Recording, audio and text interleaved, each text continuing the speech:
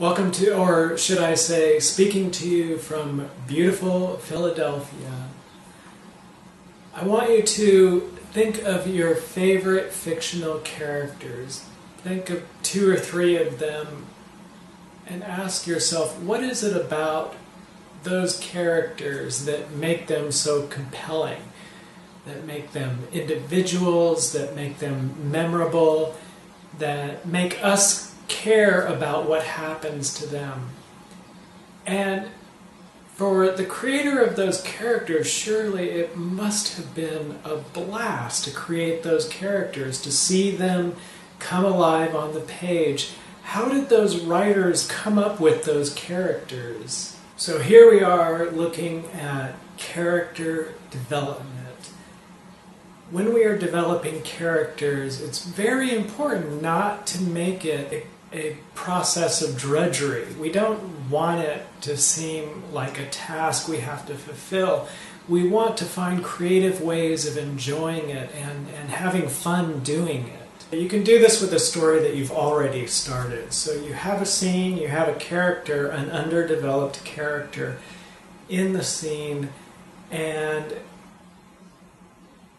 what you can do is pretend that you're a psychoanalyst and that your character is your patient. But just because we are doing this does not mean that the character needs psychoanalysis. You can do this for a character who is having a fun time at the fair or is on the beach on vacation, no worries, no reason to seek psychiatric help, but the strategy that we're going to be using is a way of we're pretending, and the important thing to keep in mind is we're pretending to interview, to search deeper into what is the inner reality of that character. While we're doing this, and by the way, you can do this while you're walking to the store, you can do this while you're sitting eating a bowl of cereal. You don't necessarily need to be writing while you're doing this activity. What it involves is coming up with questions that don't give us the facts of where the character is and what the character is doing, but gets closer to understanding exactly what the character is experiencing and how the character is framing their own reality. Let's just say that your character is on vacation on the beach. First question you might ask is, how long are you on vacation? The reason you would ask this question is because you want to understand what your character is anticipating. If they're on vacation just for a day, they're going to have a different attitude and feeling about where they are than if they're on vacation for a year. So that's the first question, and you imagine and try to play up the fact that you're pretending. You want to imagine your character answering these questions. Don't just answer the question for your character. Go ahead and try to have fun doing this and watch your character answer these questions and pretend that you are actually interviewing the character. This is going to bring you closer to channeling characters. Now, the greatest state of character creation is when a writer feels like the character is someone else and that you, the writer, are just channeling them. So to start practicing pretending, different pretend games in your writing is one of the biggest steps towards channeling your character. As your character answers questions, don't just listen to what they are saying. This is not about the facts. This is so much more about the attitude, the feeling, the psychology. So you want to pay attention to how they are answering. Are they answering sleepily? Are they answering anxiously? So go ahead and let your character answer the first question that character is on vacation for 3 days. Okay. And this character answers in a distracted way. They're thinking of something else. So the next question can be that you can ask your character is, what are you thinking about right now? And just continue. Try to come up with the next question and imagine your character answering these questions. And the more creative this activity is, the more you're going to get from it. The facts about the character, what kind of, what the family they came from, what kind of upbringing, the different occupations they might have had, if they were ever, in the army, or you name it, all the different things that kind of shape who that character is, all the facts that shape who that character is, those are important, but only in how they build up where the character is at psychologically. What readers find compelling about characters is where they are at psychologically, that inner reality. And while creating characters, we respond that way too. If we just start filling out a sheet of the facts of who that character is, it can be drudgery. It's not necessarily that much fun. It can be, but it's much more fun to find ways of getting inside the heads of your characters. In the idea of the psychoanalysis space, this is a space where your characters can be completely candid and completely honest. Now, most people in real life and most characters are not. There's a lot of holding back, and there's false facades and ways that we present ourselves, but everyone kind of knows that in the psychoanalysis space, that's a space where they can bare their souls. They can be as open about themselves with you, the questioner, as they are with their most private internal thoughts about where their life is at. So you can have a character who's very brave, who in the story with the other characters that they are working with, they're very brave. But in the psychoanalysis space, you might look a little bit deeper into that and ask them, are you frightened? And that character can say, well, I just try to do the next thing and don't think about what the outcome could be, but after a close call, I have trouble getting to sleep for the next 2 weeks, and that's just something I need to bear in mind, because if I need to get a lot of work done during that time, it can make work more difficult.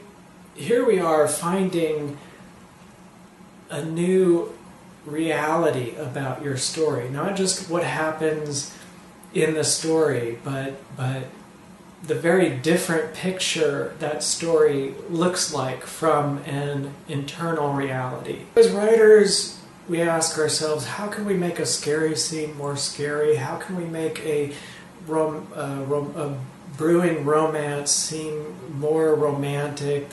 How do we make that potential couple? How do we make the sparks fly? Let me present to you this one scenario.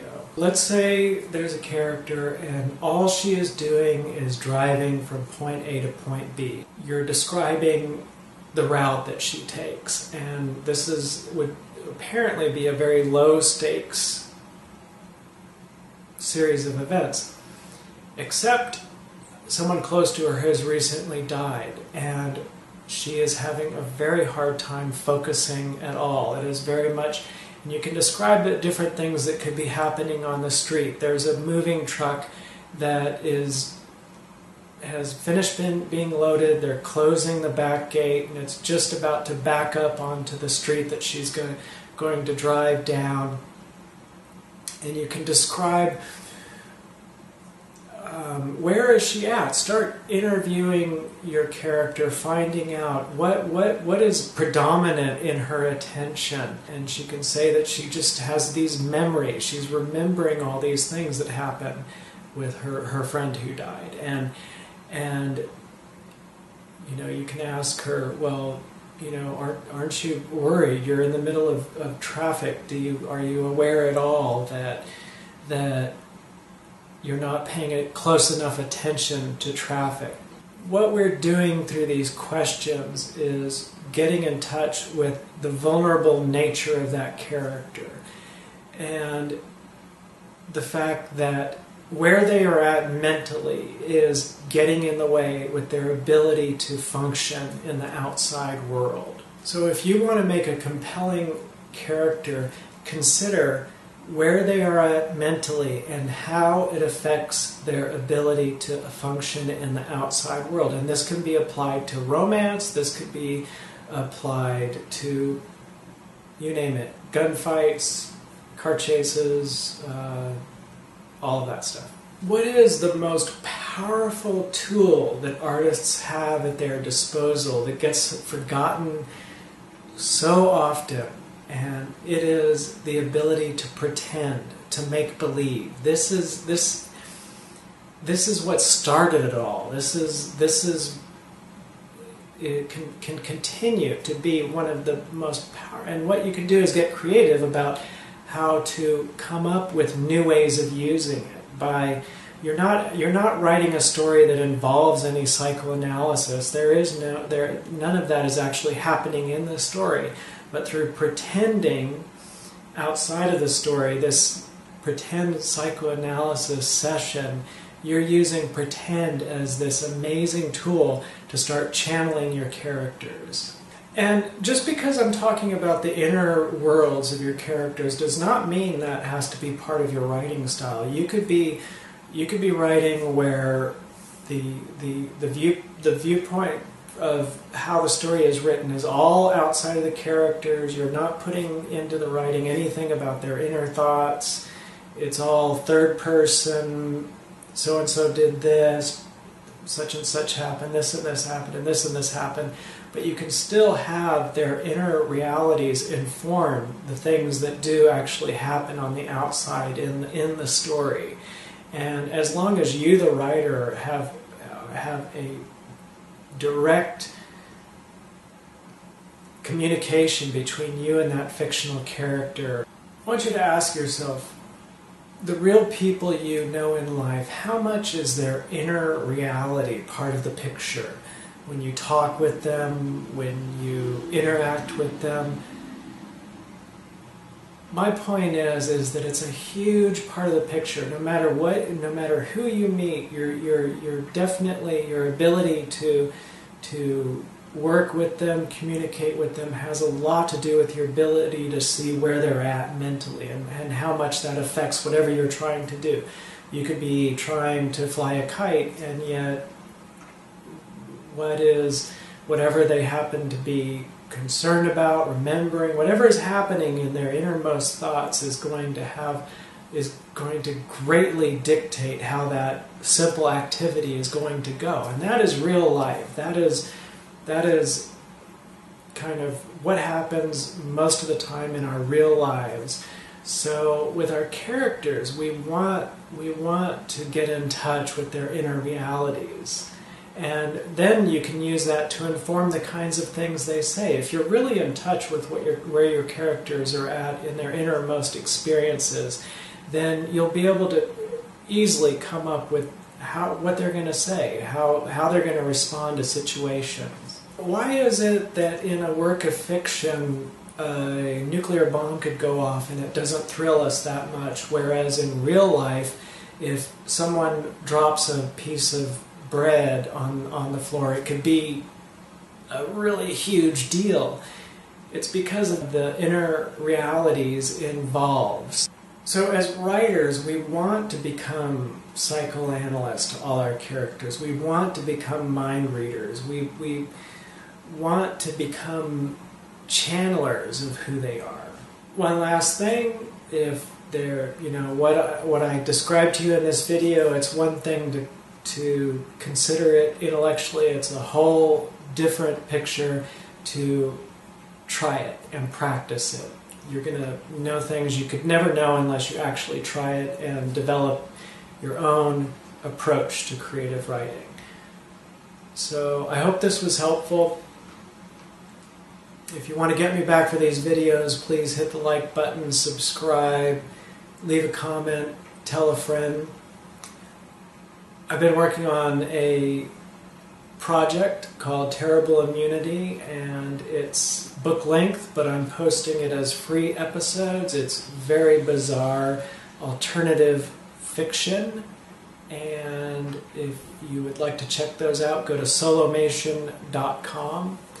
I hope your writing goes great. I hope you start channeling some powerful characters, and have a good day.